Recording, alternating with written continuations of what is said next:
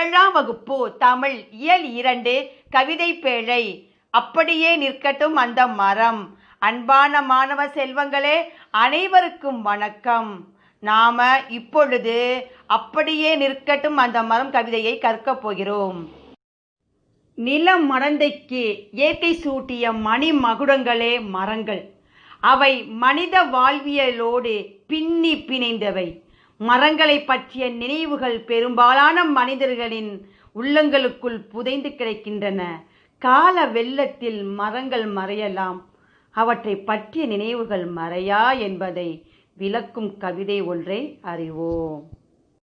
அப்படியே நிற்கட்டும் கவிதையின் ஆசிரியர் ராஜா மார்த்தாண்டன். கவிஞர், இதழாளர், கவிதை திறனாய்வாளர் என பன்முக திறன்கள் பெற்றவர். கொல்லிப்பாவை என்னும் சிற்றிதழை நடத்தியவர். ராஜா மார்த்தாண்டன் கவிதைகள் என்னும் நூலுக்காக தமிழ் வளர்ச்சித்துறையின் பரிசு பெற்றவர். சிறந்த தமிழ் கவிதைகளை வளர்ச்சித்துறையின் பரிசு பெற்றவர். சிறந்த தமிழ் கவிதைகளை தொகுத்து கொங்குத்தேர் வாழ்க்கை என்னும் தலைப்பில் நூலாக்கியுள்ளார். அப்படியே நிற்கட்டும் அந்த மரம் என்னும் நூலில் உள்ள கவிதை இங்கு தரப்பட்டுள்ளது. இப்ப நாம கவிதைக்கு போகலாம். ஊரின் வடக்கோடியில் அந்த மரம் 5 வயதில் பார்த்த போதும் இப்படியே தான் இருந்தது. 50 தாண்டி இன்றும் அப்படியே தான், இப்படியே தான் இருந்தது. இப்படியே கூட்டல் தான் கூட்டல் இருந்தது என்று பிரித்து வாசிக்க வேண்டும். பொருளுக்கு போகலாம். ஆசிரியர் சொல்றார் கேளுங்க. ஊரின் வடக்கோடியில் இருந்த மரம் 5 வயதில் பார்த்த போதும் இன்று 50 வயசுல பார்த்த போதும் இந்த மரம் அப்படியே தான் இருக்கிறது அப்படின்னு சொல்றாரு. தாத்தாவின் தாத்தா காலத்தில் நட்டு வளர்த்த மரமாம். அப்பா சொல்ல கேட்டிருக்கிறேன், கேட்டு கூட்டல் இருக்கிறேன் என்று பிரித்து வாசிக்க வேண்டும். இந்த மரம் தாத்தாவினுடைய தாத்தா காலத்தில், முப்பாட்டன் வச்ச மரம்னு அப்பா சொல்லி நான் கேட்டிருக்கிறேன்னு ஆசிரியர் சொல்றாரு. பத்திக்கு போகலாம். பச்சை காய்கள் நிறம் மாறி செங்காய் தோற்றம் கொண்டதுமே சிறுவர் மனங்களில் பரவசம் பொங்கும். செங்காய் செம்மை கூட்டல் காய் என்று பிரித்து வாசிக்க வேண்டும். பரவசம் மகிழ்ச்சி பெருக்கு என்று பொருள் கொள்ள வேண்டும். ஆசிரியர் நாவற்பழம் நவாப்பழ மரத்தில் தனக்கிருந்த நினைவுகளை கவிதையில் நம்மிடம் பகிர்ந்து கொள்கிறார். பச்சை நிற காய்கள் நிறம் மாறி செங்காயாக தோற்றம் கொண்டதும் சிறுவர் மனங்களில் பரவசம் மகிழ்ச்சி பெருக்கு உண்டாகும் என்று ஆசிரியர் சொன்னார். பத்திக்கு போலாம். பல பழக்கும் பச்சை இலைகளூடே கருநீல கோழி குண்டுகளாய் நாவற்பழங்கள் கிளைகளில் தொங்கும். பார்க்கும் போதே நாவில் நீர் ஊறும்.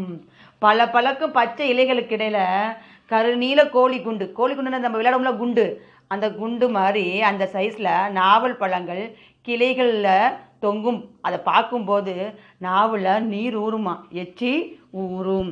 பல பழக்கும் ஒரு பொருளும் இல்லாமல் 2 சொல்லாக உணர்ச்சி பெருக்குகளை சொல்லும் பொழுது அந்த சொற்கள் இரட்டை கிளவிகள் எனப்படும்.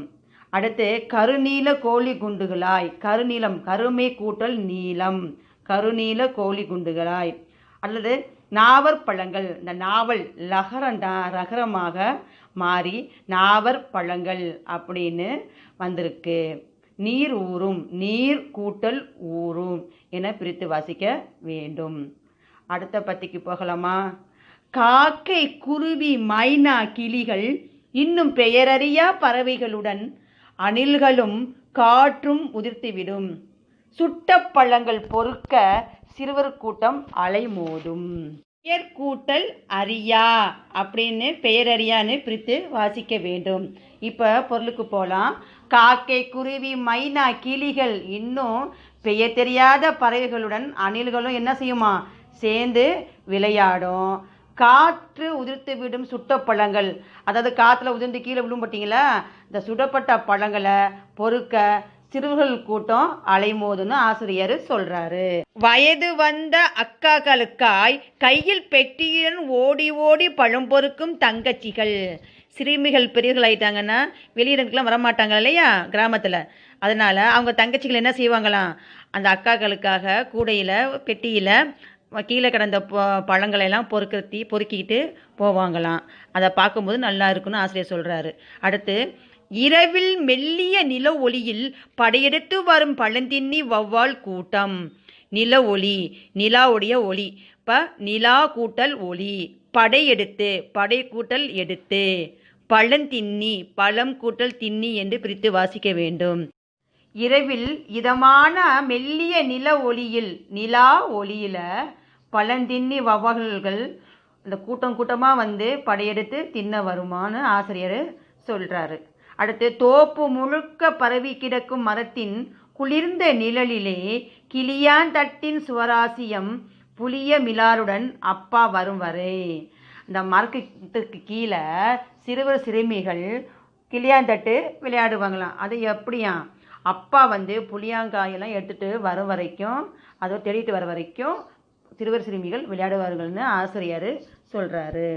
பத்திக்கு போகலாம். நேற்று மதியம் நண்பர்களுடன் என் மகன் விளையாடியதும் அந்த மரத்தின் நிழலில்தானே.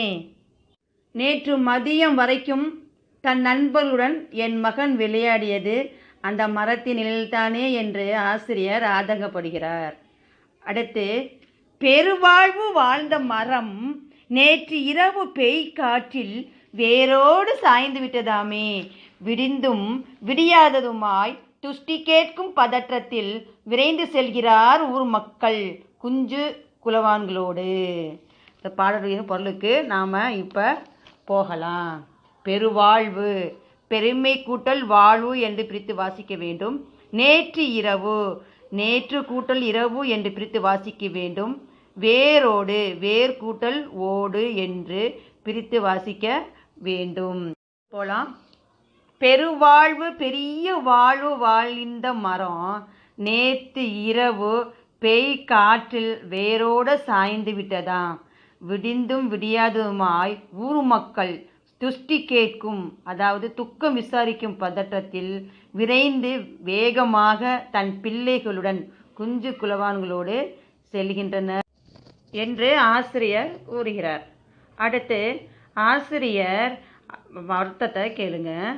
எனக்கு போக மனமில்லை, என்றும் என் மனவெளியில் அப்படியே நிற்கட்டும் அந்த மரம் குன்றுகளின் நடுவே மாமலை போல.